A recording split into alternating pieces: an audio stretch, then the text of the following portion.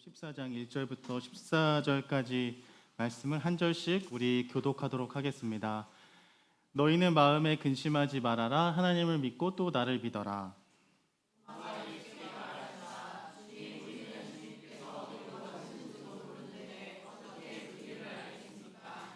예수께서 그에게 말씀하셨다. 나는 길이요 진리요 생명이다. 나를 거치지 않고서는 아무도 아버지께로 갈 사람이 없다.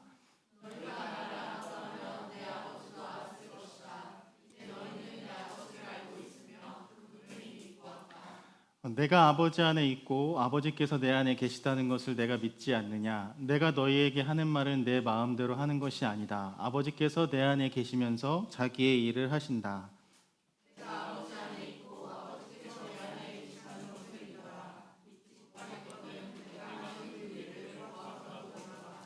너희가 내 이름으로 구하는 것은 내가 무엇이든지 다 이루어 주겠다. 이것은 아들로 말미암아 아버지께서 영광을 받으시게 하려는 것이다. 너희가 무엇이든지 내 이름으로 구하면 내가 다 이루어 주겠다. 아멘.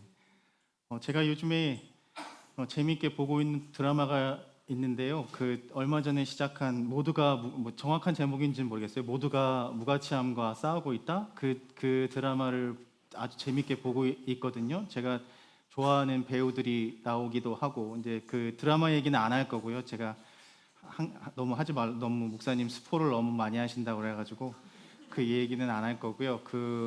거기에서 계속 한 주일 동안 그 드라마를 1, 2회, 3회까지 봤나? 그랬는데 제일 머릿속에 맴도는 단어는 불안이라는 단어였어요. 불안. 그 대사 그 극중 배우도 너 왜 이래? 왜 이렇게 화가 나 있는 거야? 너 왜 이렇게 이상한 사람 좀 그러지 마. 좀 정상적으로 좀 살아봐. 이렇게 하는 주변 사람들의 말에 또 너무 많은 얘기를 하게 되는데 하여튼 불안이에요. 불안. 그래서 너 왜 그래? 그랬더니 불안인 것 같아. 내가 이렇게 하는 것은 내 마음속에 나의 지금 감정 상태가 불안인 것 같아. 이렇게 얘기를 하거든요. 근데 오늘 본문 말씀에도 그 불안한 제자들이 있습니다. 너희는 마음에 근심하지 말고 하나님을 믿고 너희는 이미 내가 가는 그 길을 알고 있으니까 내가 먼저 가서 너희가 있을 곳을 그 집이라고 표현하잖아요. 사실은 그 장례식에 많이 쓰이는 가장 매번 나오는 말씀이긴 하거든요. 내가 먼저 가서 내 아버지가 계신 곳에는 집이 많으니 너희가 거할 처소를 준비하고 있겠다. 그러니 너희들은 내 길을 알고 있으니 근심하지 말고 하나님을 믿고 나를 따라오너라 라는 말씀인데 예수님의 이 말씀에 우리는 몰라요. 예수님 그 길을 저희는 모릅니다. 이렇게 이야기를 해요. 유명한 말씀이에요. 그래서 나는 길이요 진리요 생명이니 나로 말미암지 않고는 하나님께로 올 사람이 없느니라 14장 6절에 말씀하고 계시는데 예수님께서는 그 길이 내가 그 길이고 너희가 가야 할 길이고 진리이고 생명이다라는 말씀을 하셨는데 사실은 저희는 그 길을 모르겠습니다. 예수님께서는 우리가 이미 알고 있다고 말씀하시지만 그렇지 않아요. 예수님 저희는 몰라요. 저희한테 그런 얘기 하지 마세요. 저희는 모릅니다. 이렇게 얘기하고 있어요. 그러니까 그 예수님의 제자 중 그 예수님의 14장 6절 말씀에 나는 길이라는 말씀에 빌립이 또 말을 얹어요. 그 말을 얹어서 도마에 한 걸음 한 발 더 나아가서 저희는 그 길을 모르니 아버지 그 성경 말씀에 주님 하나님을 보게 해주세요라고 이렇게 빌립이 요청하는데 그렇게 요청합니다. 한데 사실 그 하나님을 보여주세요. 우리에게 하나님 당신의 모습을 보여주십시오라는 말은 문자 그대로 이해를 하면 안 되는 말이기는 해요. 왜냐하면 빌립이 바보가 아닌 이상 그 하나님의 심지어 구약의 토라 말씀을 보면 하나님의 얼굴을 보는 사람들은 어떻게 된다? 하나님의 얼굴을 보는 사람들은 죽게 된다라는 말씀을 너무나도 잘 알고 있었던 유대인 출신의 예수를 따르는 제자들이었기 때문에 여기서 하나님 당신을 보여주십시오라는 말은 우리도 하나님을 실제로 볼 수 없다는 것쯤은 이미 알고 있습니다. 그렇지만 우리가 이러한 요청을 하는 것은 도마가 말한 것 같이 우리는 그 길도 모르고 우리의 삶이 너무나도 불안합니다. 불안합니다, 주님. 우리가 그 길을 너무나도 모르고 있습니다. 어디로 가야 할지를 몰라요. 도대체 어디로 가야 할지 모르는 우리에게 도대체 어디로 가라는 말씀이에요. 그 길을 당신이 좀 보여주세요. 그러면 우리가 당신이 간 그 길을 따라가겠습니다 라는 말씀인데, 우리가 생각해 보면 우리의 삶에서 이게 뭐 빌립이나 도마가 하는 말이 아니라 우리가 매일 아침에 눈을 뜰 때 우리가 하나님께 드리는 기도, 그 기도 가운데 너무 매일매일 드리고 있는 그 기도 가운데 하나잖아요. 어떤 기도? 그 도마의 고백처럼 우리는 하나님, 우리는 그 길을 잘 몰라요. 사실 하나님 우리가 안다고 하지만 우리는 잘 모르겠습니다 하는 기도와, 우리가 우리에게 정말 우리 어둠, 이런 깜깜한 세상에, 답답한 세상에, 불안한 세상에 당신의 길을 좀 보여주십시오. 제발 당신의 길을 보여주십시오라는 기도가 우리가 말로 내뱉지는 않더라도 우리 안에 있는 간절한 기도구나, 이런 생각이 들었습니다. 근데 본문에 조금 특이한 점 하나가 있어요. 그게 14장 1절 말씀인데, 사실은 우리를 위로하는 것처럼 들리지만 문법적으로도 좀 이상하기는 했거든요. 그래서 제가 찾아보니까 제자들에게 말씀하실 때 붙은 마음이라는 표현들이 있거든요. 근데 그 제자들에게 너희들의 마음에 걱정하지 말아라 라고 그 마음을 표현할 때 한 마음을 이야기하세요. 그러니까 무슨 말이냐면, 너희 제자들 너희들의 가지고 있는 걱정과 그 불안 한 그 마음들이라고 표현해야 하잖아요. 그러니까 각자로 얘기한다면. 근데 그 하시는 말씀에 너희는 나를 믿으니 근심하지 말고 그 마음에 나를 믿어라 할 때 그 마음이 단수로 표현되어 있어요. 그러니까 이게 뭐 크게 중요하지 않을 수 있는데, 이 마음들이라고 표현하는 게 맞을 그 표현을 왜 단수로 그냥 마음, 한 마음이라고 표현했을까? 성서학자들이 많이 찾아보니 이 요한복음이 쓰여진 당시의 시기와 조금 맞물려 있어요. 그래서 바울이 쓴 바울 서신들, 교회들에게 보낸 여러 가지 편지들 있잖아요. 우리가 잘 알고 있는 그 편지들에 잘 나타나 있어요. 우리가 이미 너무 잘 알고 있는 말씀들이죠. 그리스도 안에 한 몸, 우리는 그리스도인 안에서 한 몸이고 한 마음을 품으십시오. 바울이 이야기했을 때 그 마음, 예수님께서 너희 마음에 근심하지 말라 라는 할 때 각각의 다른 마음들이 모여서 그 마음들을 표현한 것이 아니라, 마치 예수님께서 그 너희들이 불안한 마음에 근심하지 말라는 말씀이 마치 그 제자들의 마음이 하나로 연결된 마음인 것처럼 표현하고 계세요. 그래서 이 마음은 결국 당시에 요한복음이 쓰여질 당시에 그 요한이 속했던 공동체와 교회의 상황을 이야기해요. 그래서 1세기 후반에 이 쓰여진 시기가 요한복음이 90년에서 서기 100년 정도에 쓰여졌다고 말씀을 우리가 생각해 볼 수 있는데, 조금 초기 기독교 역사를 조금 알아야 하는 내용이긴 한데요. 그 요한 공동체가 속한 공동체도 불안했기 때문에 그래요. 그래서 그 마음들이 너희들 마음에 근심하지 말라는 말씀이 빌립과 도마와 베드로와 예수를 따르고자 하는 그 각 개개인 한 사람 한 사람에게 주어진 말씀일 수도 있지만, 요한복음을 쓴 이 요한복음이 당시에 생각해 보면 우리가 같이 한 몸 그리스도를 따라서 한 몸으로 살아가려고 결심을 했는데 내 마음 한 사람 한 사람의 마음도 불안하긴 하지만, 우리 교회와 우리가 지금 속해서 예수를 따라가려고 하는 이 1세기 초기 그리스도교 요한이 속한 요한 공동체라고 부르거든요. 그 요한 공동체가 너무나도 불안하다. 그래서 요한이 그 예수님께서 이 공동체에게 주시는 말씀으로 이 너희 마음에 근심하지 말아라 라는 말씀, 나는 길이요 진리요 생명이니 나를 믿어라라는 말씀을 하고 계세요. 그래서 그 당시 1세기 서기 90년에서 100년 사이에 이제 오늘 읽은 말씀 뒤로는 우리가 5월 셋째 주부터 성령 강림 주일이 이어지잖아요. 그러니까 자연스럽게 그 당시에 이렇게 불안하고 예수께서 부활하신 뒤에 부활 신앙으로 살아야 하지만 너무나도 예수 그리스도를 따라가기 힘든 그 그리스도교 1세기 초기 교회에게 주시는 예수님의 위로의 말씀이에요. 근데 우리가 당연히 느끼게 되는 것은 이게 단지 초기 그리스도 공동체의 불안에 주시는 말씀이 아니라 결국 저에게, 불안을 살고 있는 저에게, 여러분에게 우리가 하고 계시는 말씀이구나, 이렇게 생각해 볼 수 있습니다. 당시에는 그 기독교라는 1세기에는 기독교라는 말이 없었어요. 기독교라는 말은, 교회라는 말은 상당히 후에 나중에 사용하게 된 이야기거든요. 왜냐하면 이 그리스도교가 유대교에서 나왔기 때문에 그래요. 모두 잘 알고 계시죠? 저만 알고 있는 거 아니죠? 유대교, 예수님을 따라가던, 예수님도 유대인이셨잖아요. 이 유대교에서 예수님께서 십자가에 죽으시고 부활하심으로 인해서 이제 예수가 부활하심을 믿는, 죽음과 십자가 부활을 믿는 사람들이 생겨났어요. 근데 이 사람들이 좀 독특한 사람들이에요. 그러니까 유대교는 아니에요. 근데 그 사람들, 이 사람들이 도대체 뭐 하는 사람들이지?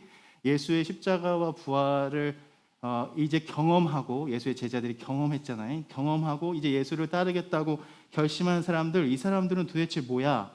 그리고 그 이후에 바울이 이제 회심을 해서 전도 여행을 할 때마다 또 예를 들어 보면 제일 먼저 마을에 가서 들어가는 곳이 유대인 회당이었거든요. 그게 아직까지는 교회라고 불리지 않고 유대교의 한 분파 정도로 이해됐기 때문에 그래요. 그래서 아직은 우리는 그 1세기 초대교회 이렇게 생각하지만 그 당시에 그 처음 교회를 살아가는 사람들은 본인들이 교회라는 것, 그리스도인이라는 것조차 잘 정리가 되어 있지 않은 때에, 그래서 서기 73년에 유대인들과 로마인 사이에서 치렀던 전쟁이 끝나면서 상황이 조금 달라지고, 그리고 그리스도인 공동체가 유대교와 완전히 분리되는 그 경험을 겪으면서 이제 이 유대인과 당시에 그리스도인이라 기독교라 불리지는 않았지만 이 사람들이 우리는 서로 함께 갈 수 없는 존재구나, 그런 종교적 신념, 그냥 기본적으로 표면적으로도 종교적 신념이 믿는 것들이 다르구나, 다른 사람이구나 라는 것들이 생겨나게 돼요. 그래서 이제 그 생겨난 것들이 지금 보면, 지금 중동이나 이란에서 전쟁이 일어나고 있는 것들도 당시 역사를 올라가 보면 그런 것에서 조금 찾을 수가 우리는 서로 다르니 함께 할 수 없는 사람들이다 라는 생각이 돼요. 그러니까 당연히 기존에 있던 유대교에서 떨어져 나온 그 1세기 초기 기독교 그 그룹은, 예수를 따르고자 결심한 그 그룹은 교회는 그 정체성과 우리는 누구지? 그러니까 정체성이라는 건 쉬운 말로 하면 우리는 그러면 도대체 누구지? 라는 것과 그 내부 안에서 경험하는 그 경험과 교회 밖에서 경험하는 경험들, 그러니까 그들을 바라보고 핍박하는 사람들의 핍박도 견뎌야 하고, 그 내부적으로도 우리는 유대인으로 살아왔지만 이제 예수 그리스도를 따른다는 것이 우리에게는 어떤 의미가 있지라고 고민하는 사람들이 겪게 되는 불안, 그 불안을 이야기하고 있어요. 그러니까 교회 밖에서의 핍박, 내적으로는 그리스도인으로 살아가기 위해서 교회와 공동체 안에서 개인과 공동체로서 감당해야 했던 그 경험들이 그 사람들이 겪고 있던 다름 아닌 불안이었다는 것 같아요. 그래서 아까 맨 처음에 말씀드린 드라마 이야기처럼 그걸 증명해내기가 사실은 되게 어렵잖아요. 만약 그 드라마에 나오지만 우리가 사람이라는 걸 증명하려면 어떻게 해야 돼요? 너희가 그리스도인이라는 걸 증명해봐. 너가 허연이라는 걸 한번 증명해봐 라는 말이잖아요. 그럼 어떻게 증명해야 돼요? 그러니까 그 그리스도 안에서 이건 하나의 예지만 우리는 도대체 누굴까? 우리가 그리스도인이라는 것은, 그리스도인으로 산다는 것은 도대체 어떻게 해야 하는 것일까? 라는 질문도 있고, 밖에서 너희들은 도대체 누구야? 왜 로마의 법을 따르지 않아? 왜 세상의 법을 따르지 않고 예수를 따른다고 해? 라는 그 두 가지의 가치와 믿음이 서로 충돌되고 있기 때문에 이것이 아무 상관이 없는 존재들이면 상관이 없지만 예수 그리스도의 말씀으로 살아가고자 하는 사람이라면 이것이 고민되고 불안할 수밖에 없는 상황이었던 거예요. 그래서 다른 복음서들과는 조금 다르게 이 요한복음은 마태, 마가, 누가복음과 다르게 이러한 상황에서 특별히 불안함 가운데 있던 그리스도 공동체를 위해서 쓰여진 복음서다, 이렇게 알려져 있게 해요. 그러니까 다시 우리가 생각해 보면, 함께 읽었던 말씀을 다시 이제 그러면 이것들을 알고 생각해 보면, 너희 마음에 근심하지 말라는 그냥 각 개인에게 주는 주님의 단순한 위로의 말씀이 아니라 1세기 말 요한 공동체를 위로하는 말씀으로 생각해 볼 수 있어요. 다시 말하면 관계가 단절된 세상에서 우리가 각자 한번 생각해 보세요. 내가 믿고 이전에, 내가 예수를 믿기 전에, 혹시 여기서 예수를 태어날 때부터 우리가 믿은 사람들도 있지만 그렇지 않은 사람들도 있잖아. 내가 이전에 속하고 믿고 진리와 길이고 생명이라고 믿던 것들에서 이제 나와서 새로운 삶을 살겠다고 다짐한 사람들. 그러니까 목사님, 저는 유대인도 아닌데요. 이게 이런 말씀이 아니라, 우리 오늘날에 해석해 보면 이렇게 다짐한 사람들이 필연적으로 경험할 수밖에 없었던 불안 속에서 우리에게 주시는 주님의 위로인 거예요. 그러니까 우리가 뭘 잘못했다거나, 내가 뭘 잘못했지, 그리스도인으로서 뭘 잘못 살아가고 있나, 근데 세상은 항상 우리에게 그렇게 얘기하잖아요. 너 왜 불안해? 불안해하지 마. 왜 교회 다니는 사람이 불안해? 기도해야지. 기도해도 불안해요. 불안하고 계속 기도해도 계속 불안할 거예요. 그렇지만 조금 더 묵상해 보면 오늘 같은 불안과 단절을 경험하는 이 시대에 그리스도인으로 산다는 것은 이렇습니다. 그러니 이제 불안한 사람들한테 어떻게 얘기해 줘야 돼요? 불안한 거 괜찮아. 불안해. 나도 불안해. 괜찮아. 그렇지, 괜찮아? 저라도 사투리인데. 괜찮아. 그리스도인들을 위한 말씀으로 읽어야 돼요. 그래서 내가 길이요 진리요 생명이다라는 말씀에서 그리스어로 그 진리, 길, 생명이라는 말씀이 그리스어로 호도스라고 호도스라는 그 헬라어를 길이요 진리요 생명이다라고 번역을 해놨거든요. 그러니까 사실은 조금 더 정확한 표현은, 내가 길이요라는 말은 그 상시의 사람들의 생각으로는 먼저 이 단어의 뜻이 여행이라는 뜻이 있어요. 여행. 그리고 아주 가까운 뜻은 조금 더 은유적으로 이 길이라는 뜻을, 호도스라는 뜻을 해석해 보면 우리의 삶의 방식과 태도를 뜻해요. 그러니까 이게 내가 길이요 진리요 생명이다라는 말은 내가 이제 너희들이 살아가게 되는 삶의 태도와 방식을 뜻한다 하면, 이게 내가 길이요 진리요 생명이라는 뜻이 조금 다르게 우리에게 다가오죠. 그래서 여기서 아까 얘기했던 것처럼 한 가지 오해는, 예수를 따르던 1세기 사람들을 우리가 그리스도인들이라고 부르지만 사람들은 그 당시에 1세기 초기 예수를 따르던 교회 그리스도인들은 그리스도인들이라 불린 적이 없어요.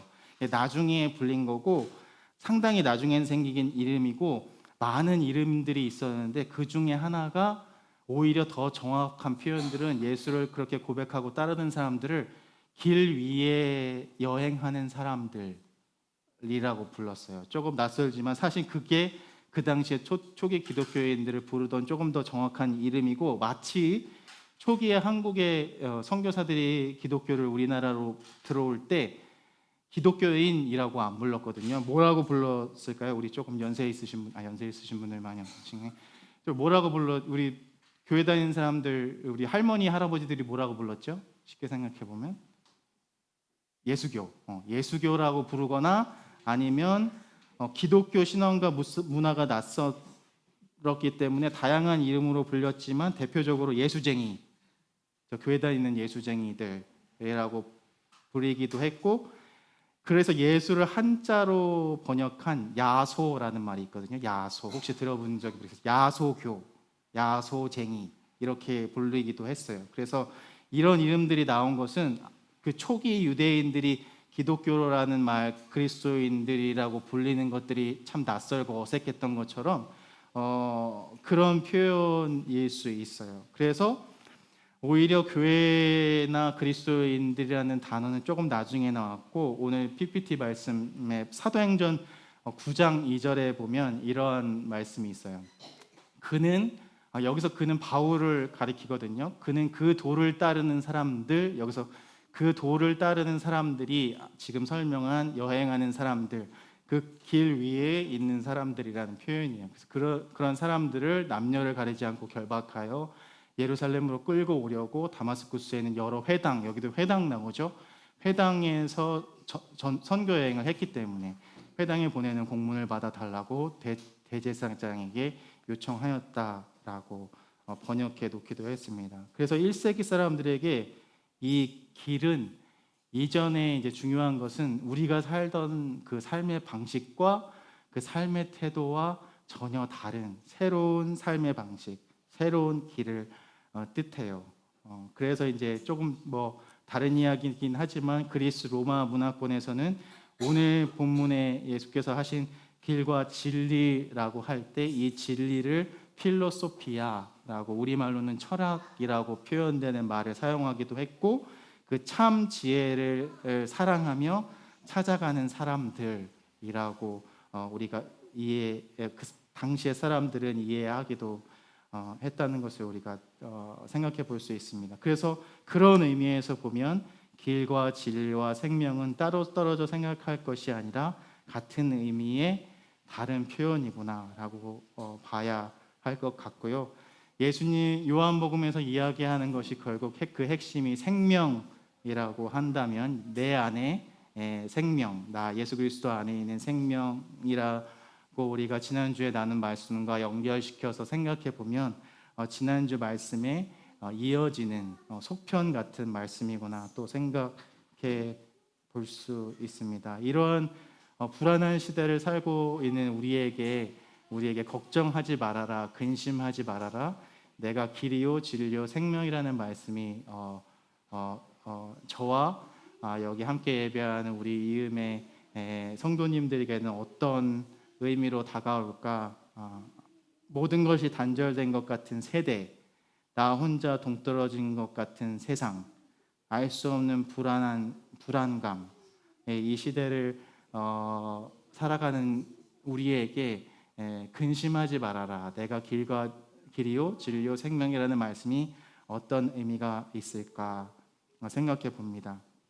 그렇기 때문에 또 그래서 연결시켜서 생각해 보면 도마나 빌립이 저희는 그 길을 모릅니다. 당신을 우리에게 보여주십시오 라는 그 요청이 그러한 우리의 오늘날의 기도가 엄청 무리한 부탁처럼 들리지 않는 이유도 거기에 있습니다. 왜냐하면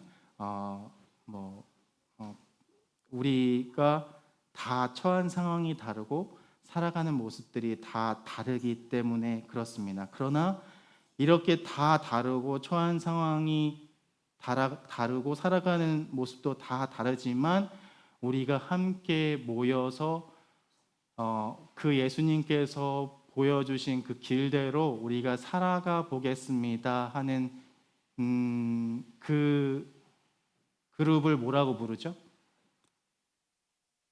파워포인트 준비되어 있나요? 따로 제가 준비하려다가 안 나오네요. 교회라고 부릅니다. 교회 다른 것이 아니고요. 교회라고 불러요. 다르고 처한 상황이 다 다르고 살아가는 모습도 다르고 배경도 다르고 하는 일도 다르고 모든 것이 많이 다르지만 그럼에도 불구하고 예수 그리스도를 우리의 주로 생명이요 길이요 생명이요 진리라고 고백하는 그 고백 안에서 함께 살아가고 가겠습니다 라고 하는 그 뭔지는 모르겠지만 어떻게 불러야 되겠지만 이게 역사적으로 이러한 모임을 우리가 교회라고 부릅니다. 그래서 오늘 읽지는 않았지만 오늘 성서 일과의 병행 본문인 베드로전서 2장에는 교회는 사람들이 갓난 아이처럼 다시 태어나는 젖과 꿀이 흐르는 땅을 찾아 나선 사람들과 같은 여행자들의 종착지이며 사람들에게는 특히 유대인들에게는 버림당하고 죽임당했지만 하나님께는 택하심을 입은 살아있는 돌 예수의 집입니다. 그러니까 교회가 예수 그리스도의 집입니다라고 말해요. 그래서 우리가 너무나도 잘 아는 말씀 있죠. 건축자들이 버린 돌처럼 여기저기에서 우리들도 우리들이 한 사람들이 돌멩이라고 생각해 본다면 뭐 세상에서는 우리를 아무도 쓸모없는 버린 돌 취급할 수 있지만 외면당할 수 있지만 버림받고 깨어질 수 있지만 그 교회는 예수 그리스도께서 살아가시는 집입니다. 그렇기 때문에 그 집 안에 우리가 그 예수 그리스도의 이름 안에 모인 우리는 예수 그리스도의 가족입니다. 라고 연결이 돼요. 그래서 역사적으로 전통적으로 생각해 보면 그 킹덤 오브 갓이라는 하나님의 나라의 개념이 이제 조금 바뀌고 있어요. 왜냐하면 그 제국 왕국이라는 뜻이 뭐 이미 여러분도 잘 아시겠지만 킹덤 오브 갓이라는 표현들로 많은 세계 교회들이 사용하기로 약속하기로 해요. 왜냐하면 킨드레드 할 때 그 우리가 부족, 가족 그런 뜻이 되니까 하나님의 왕국, 나라라고 하면 예수님이 꿈꿔왔던 그 세상과는 조금 거리가 있거든요. 근데 하나님의 가족, 그 안에 예수 그리스도를 우리의 집의 주인으로 몰고 사는 저와 여러분이 그렇기 때문에 예수 그리스도의 하나님 나라의 가족이 됩니다 라고 생각할 때는 그 예수 그리스도가 꿈꾸었던 그 세상과 그 복음과 진리와 조금 맞닿아 있어요. 그렇기 때문에 우리가 깨졌다고 생각했을 때, 우리가 불안하다고 생각했을 때, 우리가 외면당했다고 생각할 때도 우리가 흔들리겠지만 흔들리지 않을 수 있는 그 이유가 되고, 그렇기 때문에 중요한 것은 예수 그리스도의 새로운 삶의 방식과 삶의 태도, 그 집 안에 우리가 살아가겠습니다 하는 그 고백이 더욱더 중요하게 됩니다. 우리가 다 예수 그리스도 안에 있으니 이 한 몸, 한 마음, 구별이나 차별이 없으며 세상에서 끝이라 생각되어 살아가는 사람들이 바로 그 순간 하늘과 연결되는 거룩한 하나님의 가족. 그 5월을 가정의 달이라고 부르잖아요. 그래서 생각해 보면 말씀을 준비하면서 하나님의 가족이 된다는 것은 무엇일까? 가족이 되려면 어떻게 해야 할까? 이런 생각도 한번 해보았습니다. 결국 주님께서 우리를 부르셨고 죽음도 이기신 하나님 나라의 기쁜 소식이, 그 복음이 우리의 말과 행동과 삶과 일상을 통해서 하나님께서 결국 우리를 그 가족과 교회로 우리를 인도하시겠다는 그 약속 아래 살아가겠다는 우리의 삶의 태도, 그 태도를 오늘 요한복음 14장에서는 우리에게 요청하고 있는 것처럼 들립니다.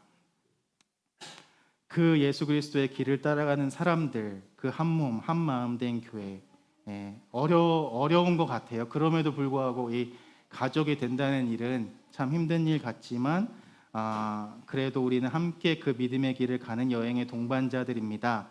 이제 가족은 힘들다라고 말하는 세상이기도 하잖아요.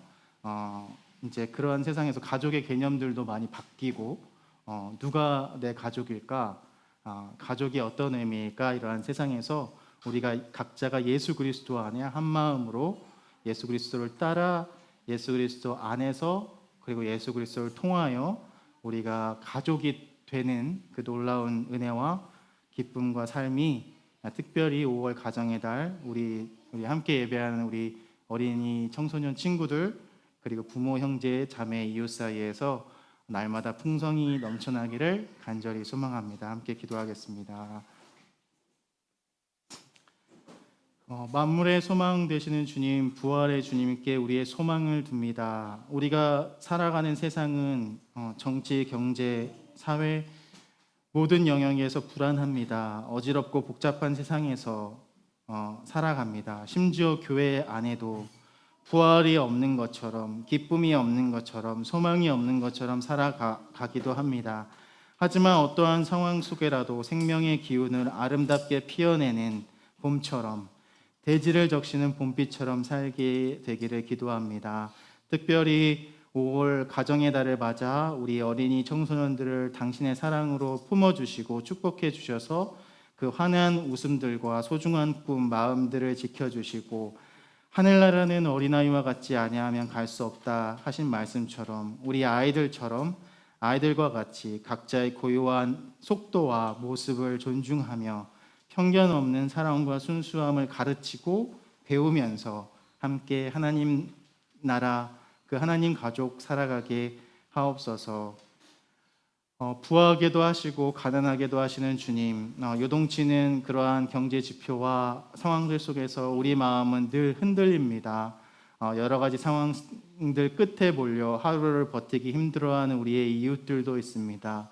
그 이웃들 긍휼히 여겨주시고 하늘에 나는 새, 땅에 핀 들풀 한 폭이라도 입히시고 가꾸시는 주님의 은총과 그 살림의 경제가 이 세상의 경제의 그 법이 되기를 기도합니다. 착취 대신에 공정한 분배를 보장하는 정의로운 당신의 세상이, 당신의 나라가 이 땅에 임하기를 간절히 기도합니다. 환대와 돌봄, 그 신비가 당신의 사랑 안에서 지구 위의 모든 생명이 주님의 풍성함과 기쁨 안에 누릴 수 있도록 그렇게 우리를 인도해 주시고 당신의 길과 진리와 생명 안에 살 수 있도록 도와주옵소서.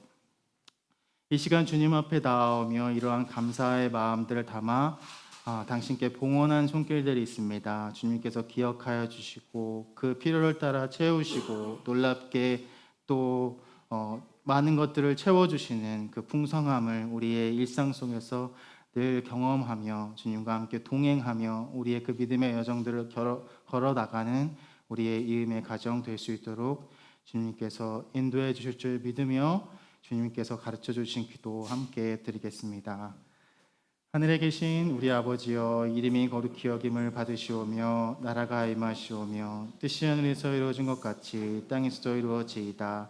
오늘날 우리에게 일용할 양식을 주시옵고 우리가 우리에게 죄 지은 자를 사하여 준 것 같이 우리의 죄를 사하여 주시옵고 우리를 시험에 들게 하지 마시옵고 다만 악에서 구하옵소서. 대개 나라와 권세와 영광이 아버지께 영원히 있사옵나이다. 아멘. 네, 오늘 응답 어린이 주일 맞아서 함께 드려볼 찬양 그분 따라가려네라는 찬양인데 제가 이 찬양을 좋아해가지고 이거 언제 처음 불렀나 생각해봤더니 제가 독일에서 교회학교 그 교육 목사로 있을 때 그 아이들이랑 이제 그 예배를 드리지 않던 한인교회에서 그 특별히 이제 파이디온 찬양들을 많이 선곡해서 불렀었던 것 같아요. 생각해 보니까 그때가 이 찬양이 나온지는 엄청 더 오래됐고 이 찬양을 드렸던 지가 한 15년 정도 지났더라고요. 그래서 제가 얼마 전에 캐나다 올 때 정도 됐을 때 우연하게 독일에 있는 우리 그때 주일학교 초등학교 2학년인가 3학년인가 되는 친구랑 통화할 일이 생겨서 그 가정 집사님 가정이랑 통화했더니 다른 건 기억 못하고 너 나 기억나니? 이렇게 허연 목사님 기억나? 했더니 이만큼 우리 하민이 의민이보다 더 컸어요. 청년이 돼가지고 벌써 초등학교 3학년인데 십몇 년이 지났으니까 이제 컸을 거 아니에요. 근데 목사님이랑 했던 그분 따라가려네 찬양 기억나요? 이렇게 얘기했던 기억이 납니다. 그래서 이 찬양 혹시 다 아시죠? 다 모르시죠? 다 모르세요? 일단 한번 불러보고 우리 반주에 맞춰서 불러보고 율동이 있거든요. 율동이 있습니다. 율동 한번 해보고 우리 축복하고 마치겠습니다. 일단 이 어떤 찬양인지 우리 한번 불러보겠습니다.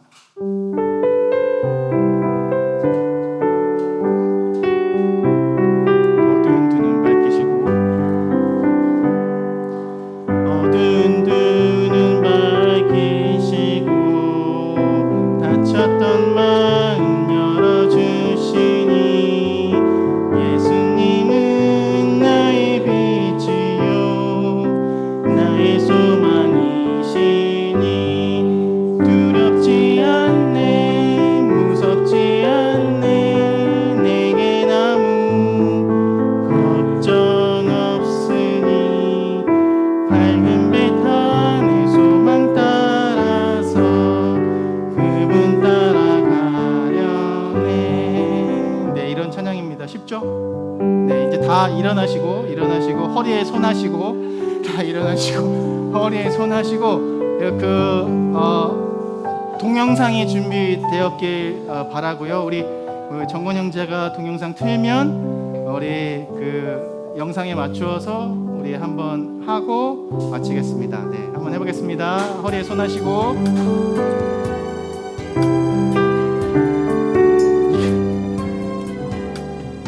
어두운 눈 밝히시고 닫혔던 마음 열어주시니. 싱크가 안 맞네요. 예수님은 나의 빛이요.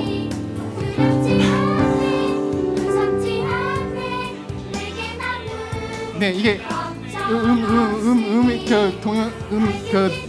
사운드가 없는 거죠? 사운드가 없는 거죠? 사운드가 없는 거죠?